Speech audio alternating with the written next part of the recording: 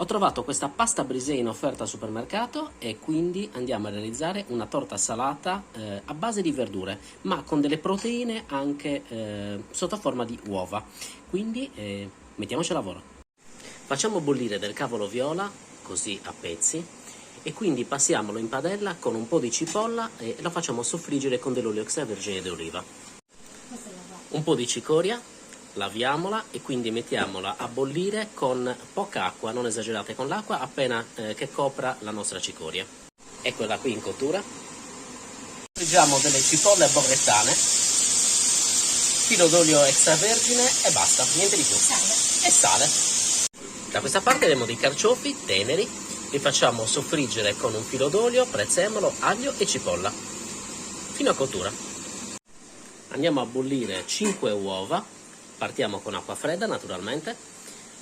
Prepariamo 2 patatine piccole, le tagliamo a fette sottili e le lasciamo in ammollo in acqua in modo che non anneriscano. Queste le metteremo sul fondo della nostra torta salata per evitare che si ammorbidisca il fondo in cottura. Avendo trovato anche del formaggio in offerta, qua si tratta di uno stagionato misto Podda, trovato al supermercato a buon prezzo, utilizzerò anche questo per insaporire la nostra crostata. Non vi faccio vedere esattamente tutta la procedura perché tanto ognuno la fa a modo suo e nella disposizione che preferisce. L'importante è che mettiate le patate sul fondo come prima cosa, crude chiaramente, e poi distribuite i vostri ingredienti.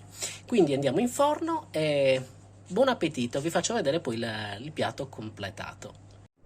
Ecco la nostra torta salata appena uscita dal forno, poi vi faccio vedere il taglio. Ed ecco il risultato. Come vedete si vedono tutti gli strati, poi alla fine ho aggiunto anche dei piselli, quindi fate come me, aggiungete tutte le verdure che vi passano per la testa perché ci stanno bene. Buon appetito e provate questa ricetta.